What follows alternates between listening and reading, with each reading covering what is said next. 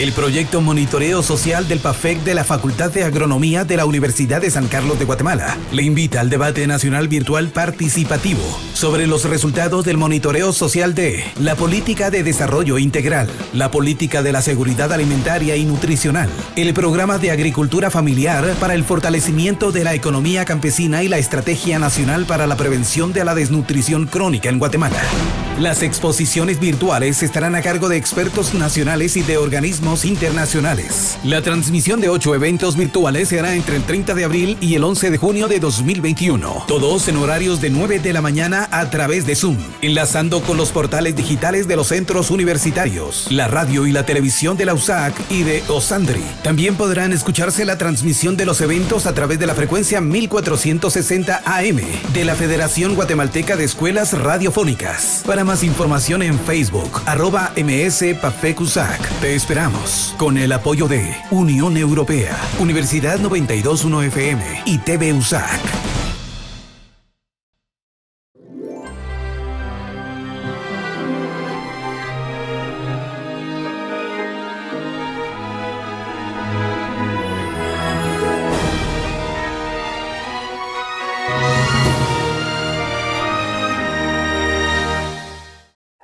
Coronavirus, la pandemia.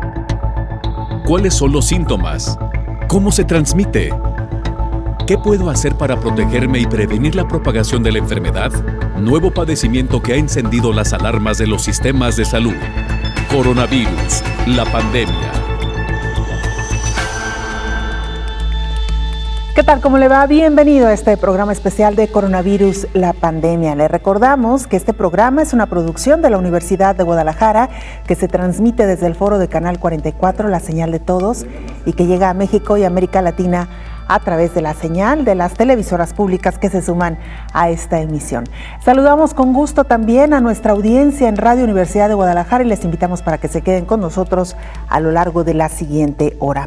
Hoy abordaremos un tema por demás interesante, incluso un tema que habíamos abordado casi al inicio de la pandemia, pero que una vez que ha transcurrido más de un año de que se registró el primer caso en México, arroja nuevos datos y datos por demás interesantes. ¿Qué se ha encontrado en los cuerpos, en los cadáveres de las personas que han muerto por COVID-19 tras la práctica de las autopsias? Exámenes post-mortem de la Sociedad Española de Cardiología revelan daños en los pulmones en personas que fallecieron por COVID. Vamos a explicar qué tipo de daños se han encontrado.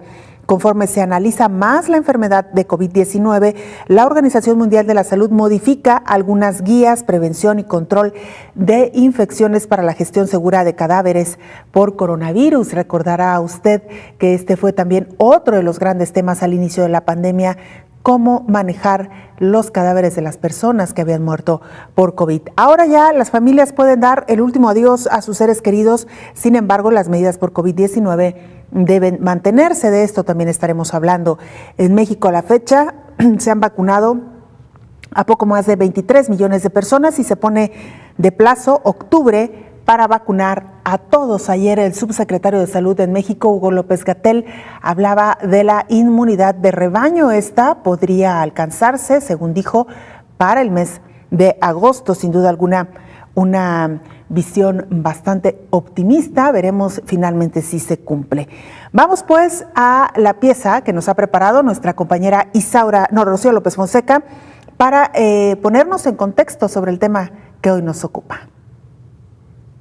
Cuando comenzaron los primeros fallecimientos por la COVID, se decía que no se tenía que realizar autopsias debido al riesgo de contagio.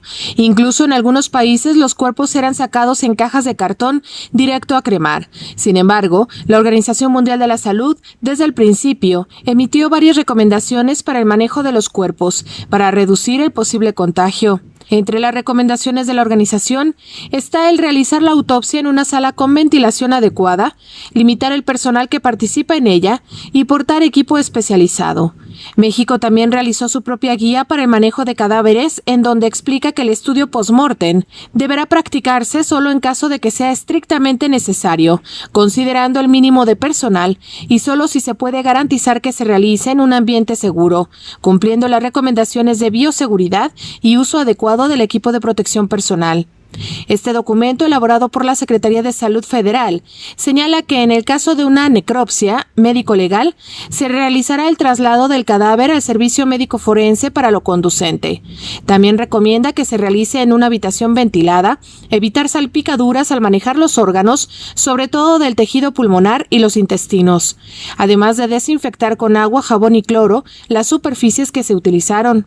Pero en la realidad, muchas personas señalaron que a su familiar fallecido no le realizaron la autopsia, por lo que la dependencia federal explicó que ante la gran cantidad de personas fallecidas en el punto álgido de la pandemia, si una persona fallece en el hospital internada por COVID-19, no se hará el estudio, porque se cuenta con un antecedente. Sin embargo, si una persona muere en su hogar, sí debe realizarse, informó Rocío López Fonseca.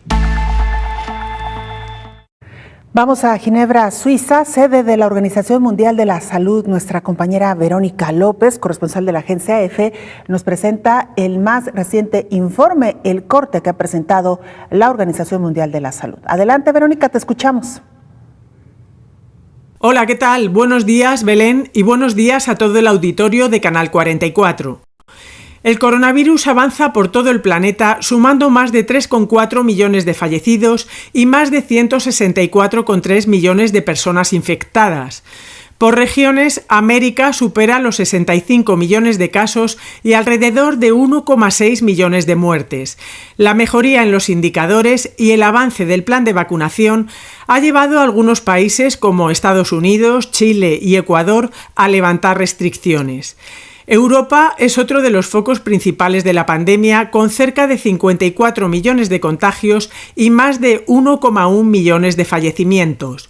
Y el sudeste asiático acumula 28 millones y medio de casos y 350.000 muertes. El país más afectado en términos absolutos es Estados Unidos, con más de 32,9 millones de contagios y por encima de los 580.000 decesos. Le sigue la India, el segundo país con más casos, por encima de 25,4 millones de diagnósticos y más de 283.000 muertos.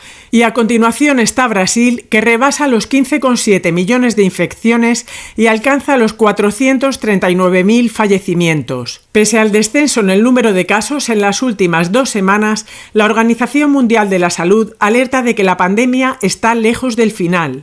Hay muchas diferencias entre países. Mientras algunos con altas tasas de vacunación dan casi por superada la crisis, otros experimentan enormes olas de infección. La OMS insiste en que la pandemia no acabará en ninguna parte hasta que no lo haga en todo el mundo.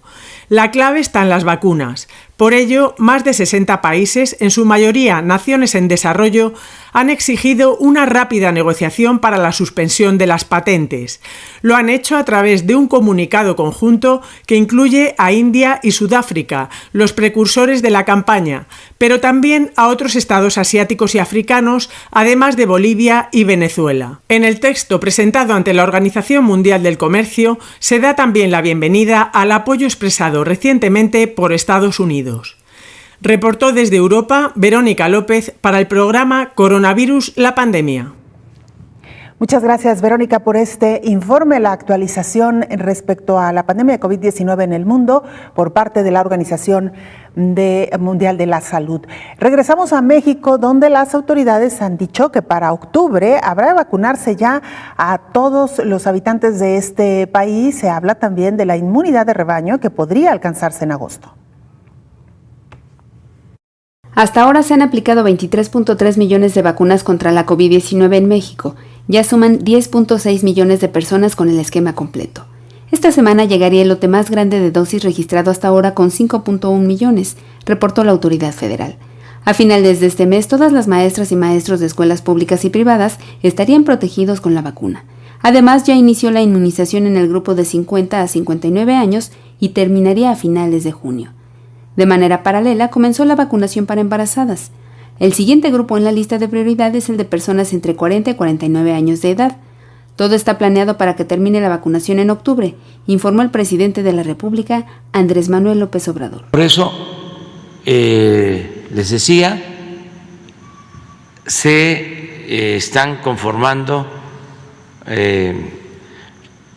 más brigadas, se van a instalar más centros de vacunación para poder cumplir con este propósito de terminar en octubre toda la vacunación, de modo que antes de que llegue el invierno estemos protegidos todos los mexicanos.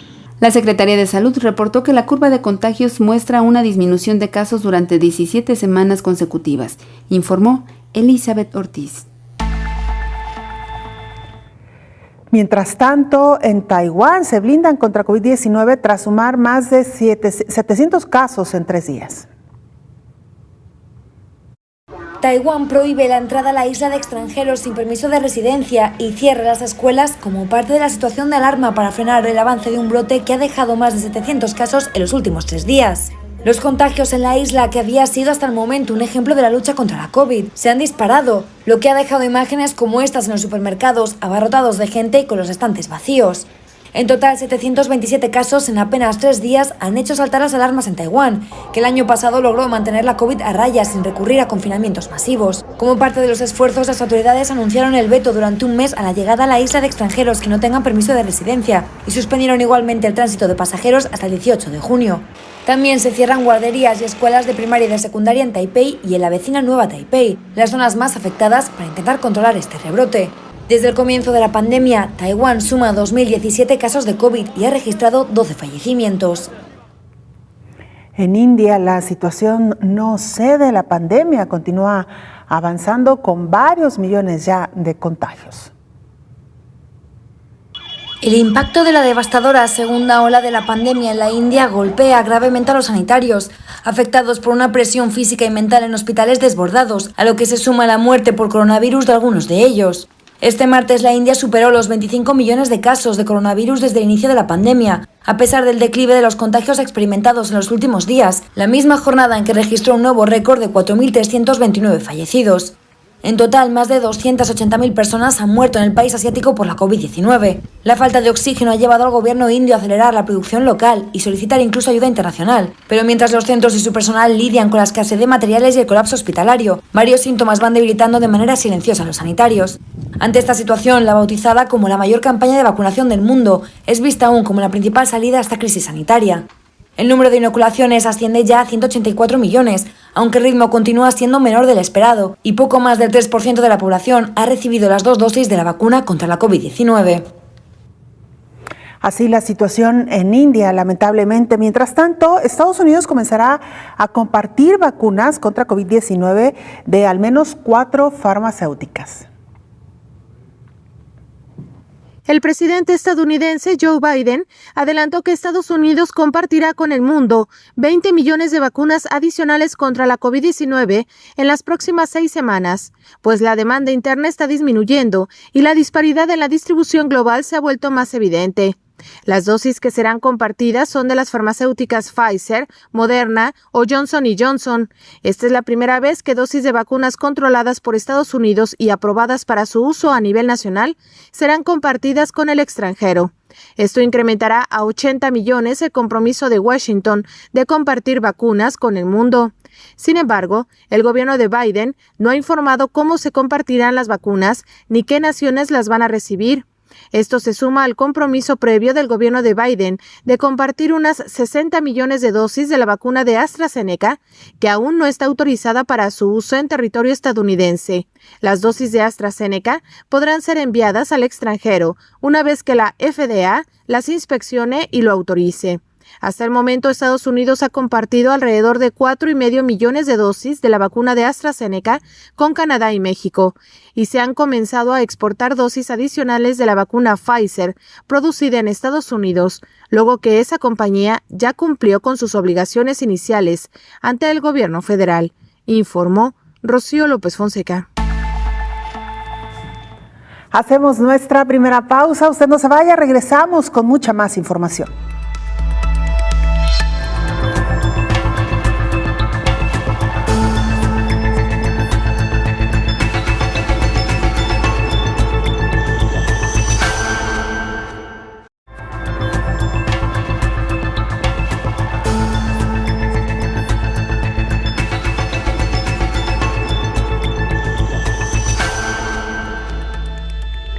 Regresamos a este programa especial de Coronavirus, la pandemia, y me da muchísimo gusto saludar, como todos los días en esta mesa de trabajo, al infectólogo Héctor Raúl Pérez Gómez. Doctor, bienvenido. Hola Belén, qué gusto saludarte, buen día. Igualmente, doctor, un tema que recuerdo habíamos abordado eventualmente por ahí a principios de este programa, que nació justo 2 días después de que se registró el primer caso de COVID en México, y hablábamos de las autopsias, doctor, a las personas que habían muerto por COVID-19. En ese tiempo, recuerdo, había mucho temor, incluso de no solamente en el manejo del cadáver, sino incluso de practicar una autopsia. Así es. Ni siquiera pensábamos qué se podría encontrar una vez que se practicaran estas autopsias en los órganos, particularmente de estas personas. ¿Qué ha pasado desde entonces, doctor? Bueno, lo que ha pasado, Belén, es que el mundo científico, la academia, ha avanzado importantemente y empezó precisamente a explorar a través de estudios de autopsia qué ocurría con las personas que habían perdido la vida ante un episodio de COVID-19. Y en la actualidad hay múltiples estudios, algunos de ellos incluso han sido documentados de forma conjunta por algunas revistas científicas, en los que se ha descrito lo que macroscópicamente, pero también microscópicamente ocurre en órganos y tejidos de quienes perdieron la vida por COVID. Tienes toda la razón, al principio había mucha incertidumbre, sobre todo por motivo de seguridad al personal de la salud que maneja cadáveres y que en todo caso habría de realizar algunas de estas autopsias. Se realizaron autopsias tanto parciales como autopsias totales. Las autopsias parciales, como su nombre lo dice, son aquellas en las que se toman muestras de algunos órganos para hacer estudios microscópicos, para hacer estudios moleculares, etc. Y en las autopsias totales, bueno, se hace una búsqueda en la mayor parte de órganos y sistemas sobre estos hallazgos. Bueno, ¿qué es lo que se ha encontrado en la mayor parte de estos estudios? Número 1, se ha encontrado un alto porcentaje de microcoagulación, microtrombos en órganos vitales. Los más importantes, el pulmón, el corazón, los riñones, el cerebro, el hígado y de igual manera en muchas áreas de la circulación, tanto arterial como venosa. Ese posiblemente ha sido el hallazgo más importante en todos los estudios publicados al momento. Y tanto se han encontrado estos trombos en arterias y venas de grueso calibre, como también en la microcirculación. Los hallazgos son en el 80 a 90% de las personas que fueron sometidas a un estudio de autopsia. Otro de los hallazgos es evidentemente en el pulmón, con lo que se conoce como edema alveolar, la presencia de líquido en los alvéolos pulmonares y mucha inflamación en la vasculatura del pulmón, como también mucha inflamación en la vía respiratoria, tanto en la vía respiratoria de gran calibre como en la pared de los alvéolos pulmonares. Otro de los hallazgos han sido infecciones secundarias. Tú me detienes, Belén, en el momento en que adelante, doctor, tú digas. está por demás interesante esto que nos está contando. Infecciones secundarias se han encontrado en aproximadamente el 35% en los estudios de autopsia. Estas infecciones secundarias se refieren básicamente a aquellas adicionales a las que se presentan directamente por el virus SARS-CoV-2. La mayor parte de estas infecciones secundarias son de tipo bacteriano y por hongos. Hay un hongo que particularmente a pacientes que están intubados y a pacientes que están en estado crítico con COVID-19 ha generado infección secundaria y este hongo se llama Aspergillus. Hay otro hongo que frecuentemente infecta a estos pacientes que se llama Cándida. Y entre las bacterias más comúnmente encontradas se encuentran bacterias que forman parte del grupo de patógenos que se transmiten en el ámbito hospitalario, lo que llamamos infecciones hospitalarias, y que se presentan más comúnmente en los pacientes que están con intubación endotraqueal y que están, pues nosotros en el campo de la medicina les llamamos multiinvadidos en términos de catéteres, de tubo endotraqueal, etcétera. Es decir, todo lo que como personal de la salud debemos hacer para tratar de salvar la vida de estos pacientes. Estos pacientes frecuentemente tienen catéteres venosos múltiples, tienen el tubo endotraqueal o traqueostomía, tienen sonda urinaria por el estado crítico y gravedad que tienen estos pacientes, y eso condiciona o hace más frecuentes las infecciones en el ámbito hospitalario. Entonces también ese ha sido otro de los frecuentes hallazgos en los estudios post-mortem de estos pacientes.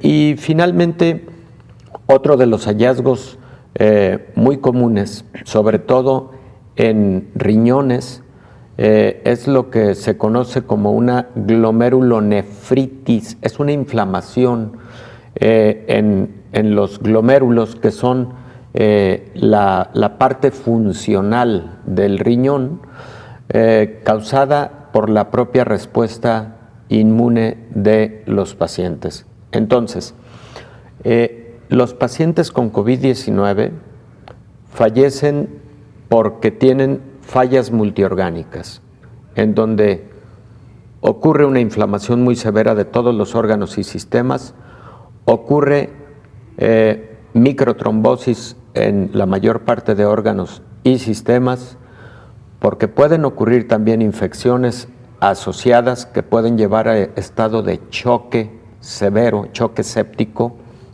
y también por falla renal. Son las principales causas que pueden llevar a un paciente con COVID a la defunción, y concuerda con estos hallazgos en los estudios post-mortem. Interesantísimo, doctor, esto que nos ha planteado, y le voy a hacer una pregunta que quizá puede resultar como muy obvia en su respuesta, pero ¿por qué es importante tener este conocimiento, doctor? ¿Por qué es importante la observación directa de los daños, de los estragos que causa el virus? Sí, Belén, efectivamente, realizar una autopsia desde el punto de vista médico, aquí voy a dejar de lado la parte legal, porque hay autopsias que son de orden médico legal y que tienen múltiples propósitos, incluyendo conocer causas de la muerte por motivos estrictamente jurídico-legales que están alrededor de una determinada defunción, sobre todo cuando se trata de muertes violentas, etcétera, ¿no? Accidentes y demás. Esas las vamos a poner en este momento un poquito de lado para hablar exclusivamente de las autopsias en el campo médico. La principal razón es que una autopsia y los estudios alrededor de aportan información valiosa al médico, al personal de la salud, a la ciencia, a la academia, para poder desarrollar tanto medidas terapéuticas como medidas de detección temprana que puedan salvar más vidas. En la medida en que se conocieron estos hallazgos de autopsia, nos dimos cuenta que era importante, muy importante, detectar de forma temprana cuando un paciente estaba entrando a una fase de altos niveles de coagulación, y entonces actuar utilizando anticoagulantes, modificó mucho el curso de la enfermedad y generó condiciones de mayor sobrevida en los pacientes con COVID-19. Estos hallazgos también nos mostraron la importancia de utilizar fármacos antiinflamatorios como dexametasona, corticosteroides, como medicamentos inhibidores de citocinas, etcétera. Pero creo que los dos aspectos más importantes fueron esos: la de la utilización oportuna de anticoagulación, de anticoagulantes, y la utilización oportuna de fármacos con actividad antiinflamatoria, que eran de alguna manera los hallazgos de autopsia que nos indicaban que por ese motivo alcanzaba la gravedad de un paciente determinado con COVID. Claro, doctor, porque una cosa es ver al paciente por fuera clínicamente, ver algunas manifestaciones, incluso algunos exámenes laboratoriales, pero otra situación es ya verlo en físico, cuál es el daño que han causado y la magnitud, ¿no?, del daño que esto ha causado. Doctor, vamos a hacer una muy breve pausa, claro que si sí, le parece, y regresaremos gusto, para continuar sobre el tema que hoy nos ocupa. Con todo gusto. Bueno, regresaremos en unos minutitos más con el doctor, sobre todo por esta última parte que mencionaba, la de los trombos, por qué se generan también, por qué está propiciando este virus del SARS-CoV-2 este tipo de reacciones. Con esto y mucho más regresaremos, usted no se vaya después de la pausa.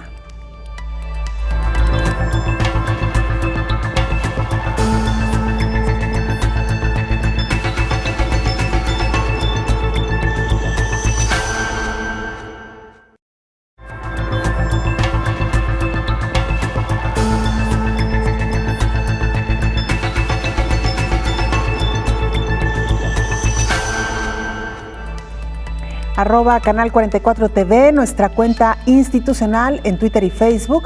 Nos pueden mandar mensajes también a través del WhatsApp en el 33 22 42 0690. Como siempre, nos da muchísimo gusto recibir sus comentarios, sus opiniones, sus preguntas, sus inquietudes. Los planteamos con todo el gusto a nuestros especialistas, regularmente el infectólogo Dr. Raúl Pérez Gómez, que nos acompaña en esta mesa de trabajo. Vamos con más información. Estudio español revela los hallazgos detectados en los pulmones tras exámenes post-mortem por COVID-19, el tema que hoy nos ocupa. En su página oficial de la Sociedad Española de Cardiología, se detalló sobre el hallazgo de la primera serie importante de estudios de anatomía patológica en pulmones de fallecidos por COVID-19. Se presenta el resultado de 38 pacientes fallecidos en 2 hospitales de la región norte de Italia en febrero y marzo de 2020. Los estudios se hicieron en salas de autopsias preparadas para mantener el aislamiento frente a enfermedades de transmisión volátil y con los correspondientes equipos de protección por el personal implicado. A la vista, los pulmones se apreciaban como órganos edematosos y congestivos y con afectación irregular. En el estudio histológico se apreciaron alteraciones correspondientes a las fases exudativa e intermedia del daño alveolar difuso con afectación de un lado del órgano. En la mitad de los pacientes se apreció hiperplasia y atipia de los neumocitos de tipo 2, proliferación de miofibroblastos, tejido de granulación alveolar y fibrosis obliterante. Existía un componente inflamatorio con escasa cantidad de linfocitos. Un hallazgo peculiar que se encontró en 33 de los 38 casos fue la presencia de trombos ricos en plaquetas en los vasos arteriales de pequeño tamaño, hallazgo muy frecuente en pacientes fallecidos por COVID. El estudio con microscopio electrónico mostró la presencia de partículas virales con la morfología típica del coronavirus en el citoplasma de los neumocitos, informó Rocío López Fonseca.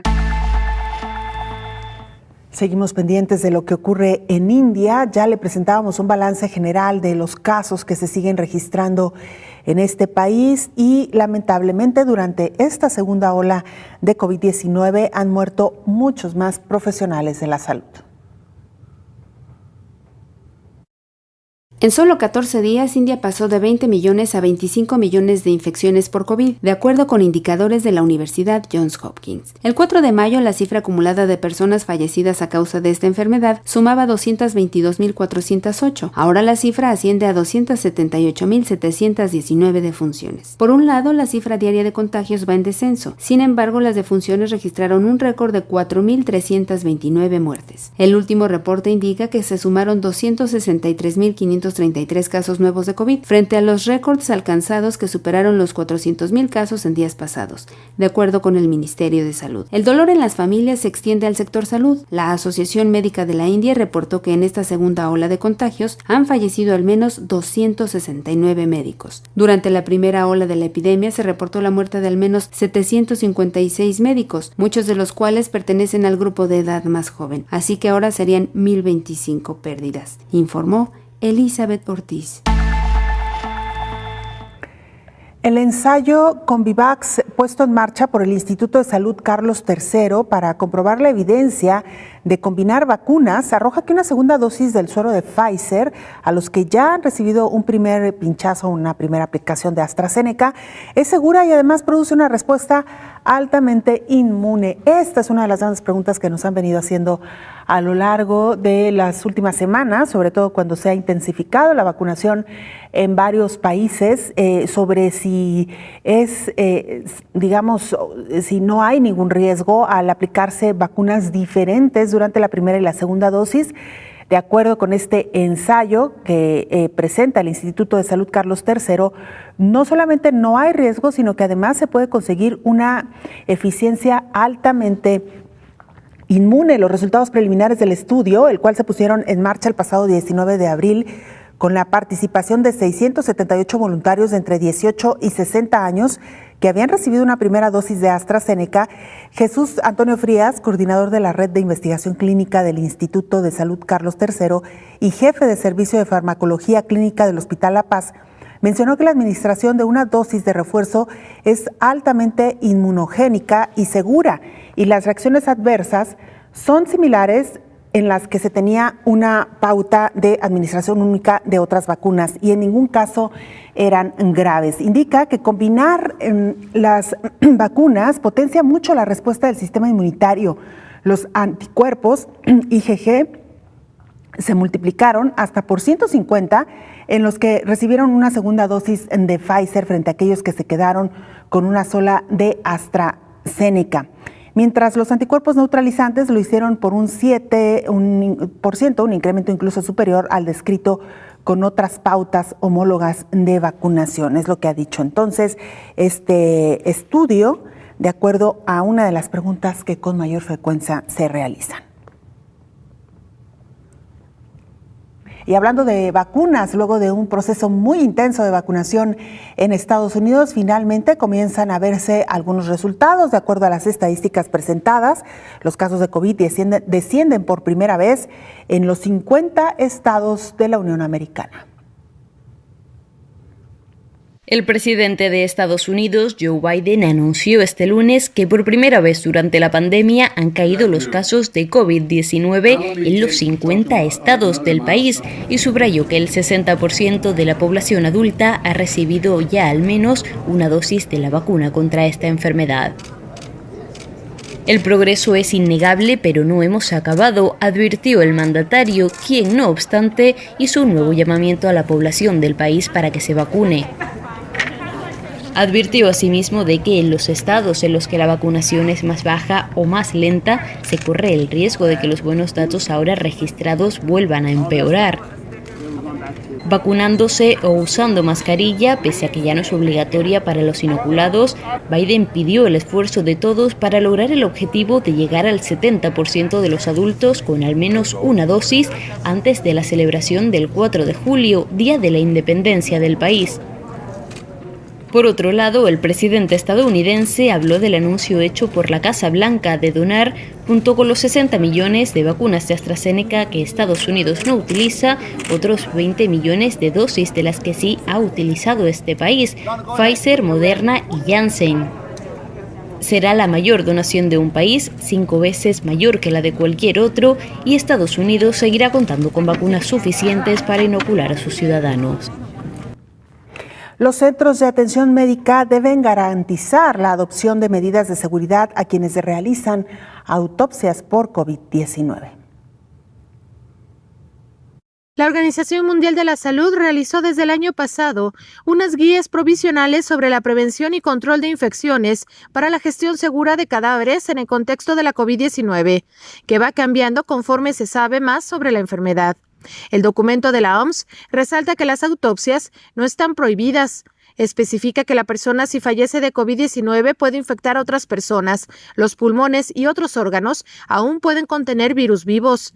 Si se selecciona para la autopsia el cadáver de una persona con COVID-19, presunta o confirmada, los centros de atención médica deben garantizar la adopción de medidas de seguridad encaminadas a proteger a quienes realizan la autopsia. Los procedimientos de seguridad para la gestión de los cadáveres de personas fallecidas infectadas por el virus de la COVID deben ser coherentes con lo que se aplican en cualquier autopsia de personas que hayan fallecido a causa de una enfermedad respiratoria aguda u otra enfermedad infecciosa. Las personas que han fallecido de COVID-19 pueden ser enterradas o incineradas de acuerdo con las normas locales y las preferencias familiares. Los familiares y amigos pueden ver al difunto una vez que se haya preparado para el entierro, de conformidad con las costumbres y leyes locales, pero deben abstenerse de tocar o besar el cuerpo y realizar una higiene de manos después de verlo. Se debe reducir el número de personas que acudan al velorio, sobre todo en espacios pequeños y cerrados. No es necesario incinerar ni deshacerse de las pertenencias de la persona fallecida. Sin embargo, deben manipularse con guantes y lavarse con un detergente y posteriormente ser desinfectadas con una solución de cloro, informó Rocío López Fonseca. El tema que hoy nos ocupa tiene que ver precisamente con las autopsias practicadas a las personas que murieron por COVID-19. Ya lo explicaba anteriormente el doctor Héctor Raúl Pérez Gómez. Estas autopsias ya se realizan. Al principio se tenían sus reservas, particularmente por el manejo y el riesgo que implicaba un cadáver de una persona que había muerto por COVID-19. Hoy se practican las autopsias, no están prohibidas. Y bueno, esto ha permitido encontrar información valiosa para el tratamiento y manejo de pacientes con COVID-19. Y mire, por cierto, analizan la autopsia en 5 niños en Brasil. Los síntomas son atípicos. Escuchemos. Investigadores de la Facultad de Medicina de la Universidad de Sao Paulo y del Instituto Adolfo Lutz encontraron la alta capacidad del virus SARS-CoV-2 para invadir y causar daño a los tejidos. Es uno de los factores que inducen el síndrome inflamatorio multisistémico pediátrico, desencadenando una variedad de manifestaciones clínicas que incluyen, además de fiebre persistente, dolor abdominal, dolor cardíaco y convulsiones. Los resultados del estudio fueron publicados en la revista eClinical Medicine del grupo Lancet. La profesora y coordinadora del proyecto, Marisa Dolnikov, explicó que la acción directa del virus sobre los tejidos de diferentes órganos es una de las razones por las que los niños con este síndrome tienen una respuesta inflamatoria exagerada y alterada a la infección. Los investigadores realizaron una autopsia a 5 niños que murieron a causa de la COVID-19 en Sao Paulo, un niño y 4 niñas entre 7 meses y 15 años. 2 niños tenían enfermedades graves antes de esta infección. Uno de ellos tenía cáncer y el otro un síndrome congénito. Los otros 3 estaban sanos y desarrollaron el síndrome inflamatorio con distintas manifestaciones clínicas. Uno presentó inflamación cardíaca, miocarditis, otro inflamación intestinal, colitis, y el tercero encefalopatía aguda, que desencadenó en convulsiones. Los niños con enfermedad grave preexistente tuvieron un COVID grave, clásico.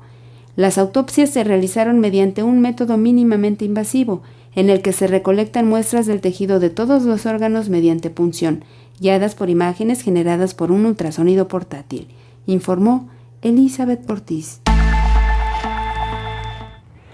Bueno, pues parte de lo que se ha avanzado precisamente en temas de autopsia para personas que murieron con COVID-19. Y mire, otra de las preguntas que nos han hecho con insistencia es sobre las reacciones que han provocado las vacunas en aquellas personas que ya se inmunizaron. Algunos han mostrado su preocupación porque los efectos, particularmente aquellos síntomas más difundidos o más conocidos como fiebre, dolor de cuerpo, algo también de malestar estomacal, algunos los han sentido de manera intensa.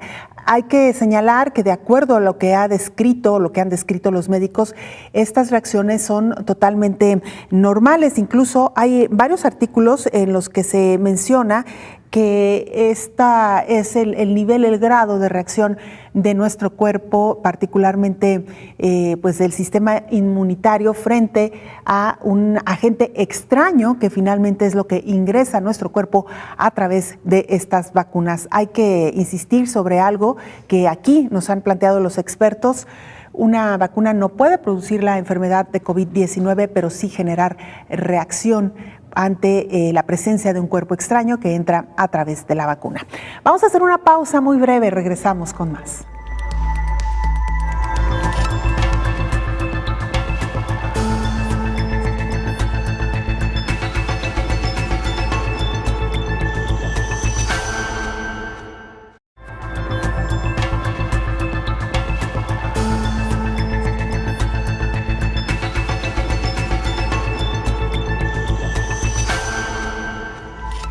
Estamos de regreso en este programa especial de Coronavirus, la pandemia. El tema que hoy abordamos tiene que ver con las autopsias practicadas a las personas que murieron por COVID-19. Ya en una primera etapa, el infectólogo Héctor Raúl Pérez Gómez nos hablaba de los principales hallazgos, doctor, por demás interesantes, y me llama mucho la atención el tema de los trombos, que ha sido un tema recurrente con COVID-19.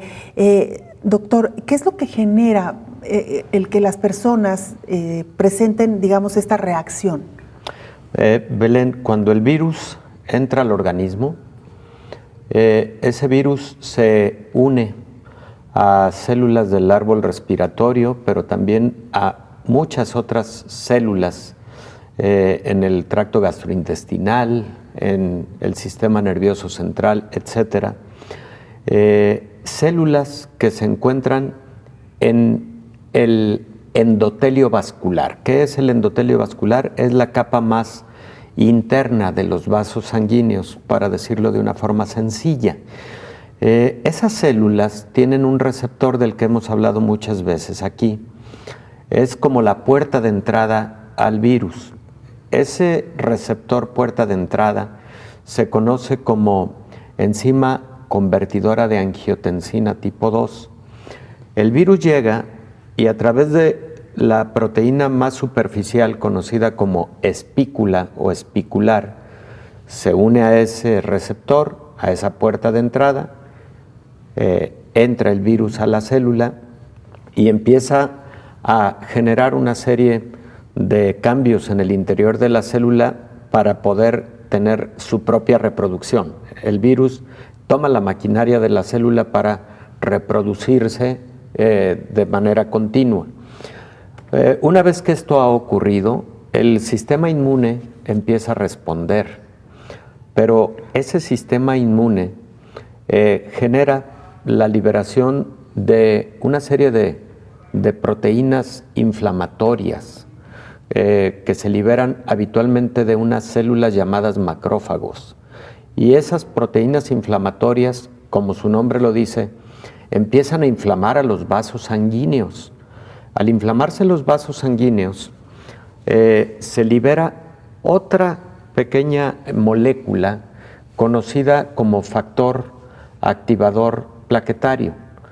Y esa molécula en el interior del vaso sanguíneo, al liberarse, activa el sistema de coagulación y también activa a algo que llamamos agregación plaquetaria. Las plaquetas son las células de nuestra sangre que se encargan de generar coágulos, que se encargan de reparar las heridas, para decirlo de forma sencilla. Y por ese motivo, al activarse los sistemas de coagulación y la agregación de las plaquetas, es que se forman esos coágulos sanguíneos, coágulos pequeños, frecuentemente microcoágulos. Cuando esto se da en cascada, cuando esto se da a gran escala, empiezan a fallar los órganos, porque los órganos necesitan una adecuada circulación. Entonces, eso es lo que ocurre desde un punto de vista, digamos, molecular y microscópico. Por eso, pero tenemos exámenes de laboratorio que nos ayudan a determinar cuando un paciente está evolucionando en esas etapas de la inflamación y de la procoagulación, y cuando nosotros detectamos en un paciente estos hallazgos, tenemos que actuar rápidamente con las medidas farmacológicas que hemos comentado aquí, de utilizar antiinflamatorios, corticosteroides, inhibidores de citocinas, inhibidores de la coagulación o anticoagulantes, habitualmente heparina, pero también se pueden utilizar otro tipo de anticoagulantes, y eso es lo que ha cambiado mucho el pronóstico de los pacientes con COVID-19. Cada día tenemos menos letalidad, Belén, afortunadamente. Al inicio de la pandemia la letalidad empezó en 3.5, luego subió hasta casi 7 de letalidad, más o menos en agosto del 2020, y luego empezó a bajar de nuevo progresivamente a nivel tal que en estos momentos la letalidad está de nuevo en el 3% global. ¿A qué se debe esto? A todo lo que fuimos aprendiendo a lo largo de la pandemia, a estos aspectos académicos que fuimos aprendiendo y que nos permitieron actuar de manera oportuna. Pero volviendo al tema central de este programa, precisamente de ahí la utilidad de las autopsias.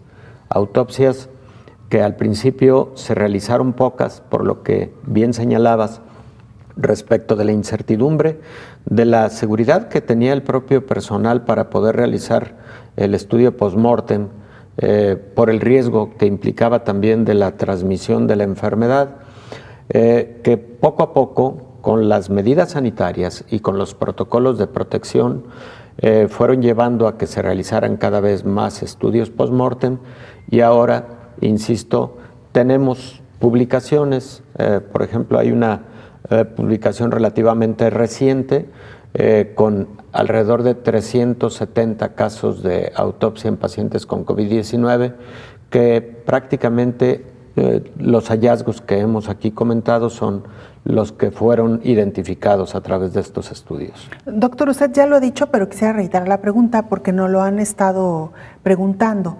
¿No están prohibidas las autopsias para pacientes que murieron por COVID-19? Definitivamente no.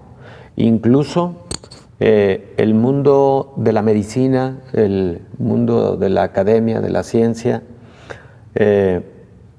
agradece infinitamente a aquellas familias que aceptaron en algún momento el que se pudiera realizar algún estudio de autopsia en pacientes con COVID-19, porque eso nos ha enseñado muchas cosas, nos ha permitido aprender una gran cantidad de conceptos relativos a esta enfermedad que se han puesto precisamente al servicio del resto de la humanidad para lograr disminuir la letalidad de la misma, y que indudablemente, Belén, van a representar esos avances futuros para poder tener fármacos adecuados contra la enfermedad y que nos van a permitir tener en su momento medidas terapéuticas más oportunas. Sin duda alguna, doctor, de ahí la importancia de realizar estos ejercicios y sobre todo también, doctor,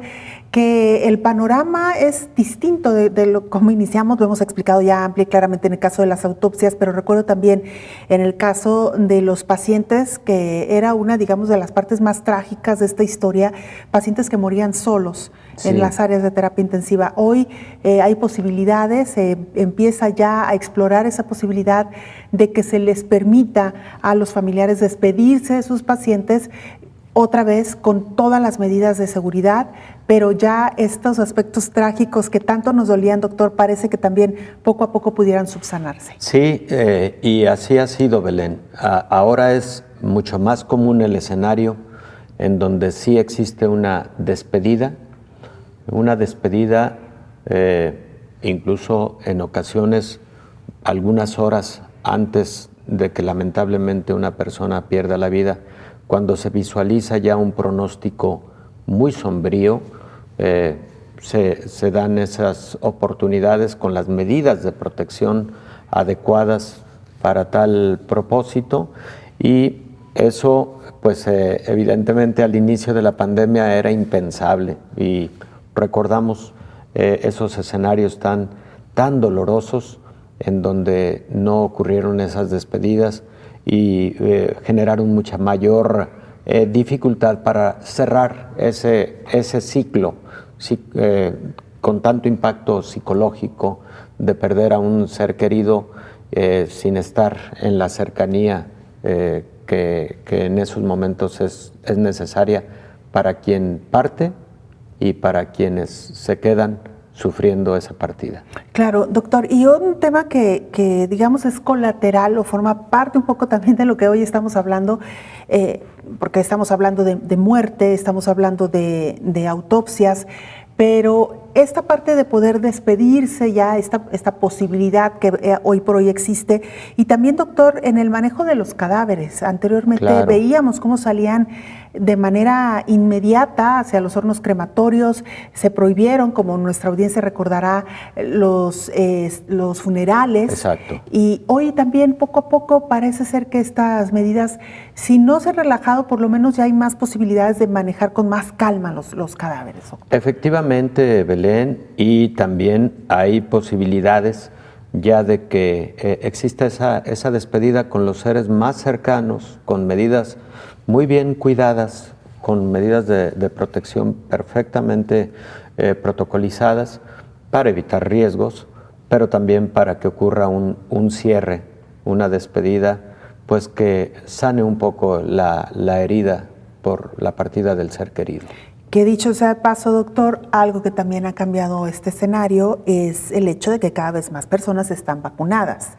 Es correcto. Esto también nos ha permitido cierta protección frente o cuando estamos en contacto con una persona que tiene COVID-19. Insistir, no debemos bajar la guardia, no debemos dejar las medidas de seguridad, pero sí que la vacunación nos ha dado, digamos, un margen más pequeñito de accionar, doctor. Efectivamente, Belén, indudablemente. Dame solo 20 segundos para un comentario más. Por favor, doctor. Respecto de esas enseñanzas que luego generan las autopsias al mundo de la medicina. Yo decía que 35% de los pacientes han sido encontrados con alguna infección secundaria. Cuando sabemos qué tipo de infección secundaria fue lo que se encontró en estas personas, entonces en un paciente que tienes en terapia intensiva y que está teniendo una mayor gravedad y en donde adviertes algunos datos clínicos de sobreinfección, ¿sabes con qué tipo de antibióticos puedes cubrirlo mejor de manera oportuna? Esa es otra de las grandes enseñanzas que dejan estos estudios post-mortem para mejor manejo de los pacientes graves con COVID-19. Interesantísimo, doctor. Como siempre, un gusto charlar con usted. Gracias, Belén. Gracias. Siempre un gusto. Igualmente, doctor, nos vamos. Gracias por habernos acompañado. Coronavirus, la pandemia.